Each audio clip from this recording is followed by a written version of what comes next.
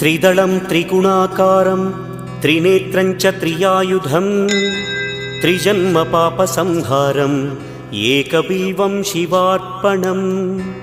त्रिशाखैः बिल्वपत्रैश्च अच्छिद्रैः कोमलैः शुभैः तव पूजां करिष्यामि एकबिल्वं शिवार्पणम् कोटिकन्या महादानं तिलपर्वतकोटयः काञ्चनं शैलदानेन एकबिल्वं शिवार्पणम् काशीक्षेत्रनिवासं च कालभैरवदर्शनं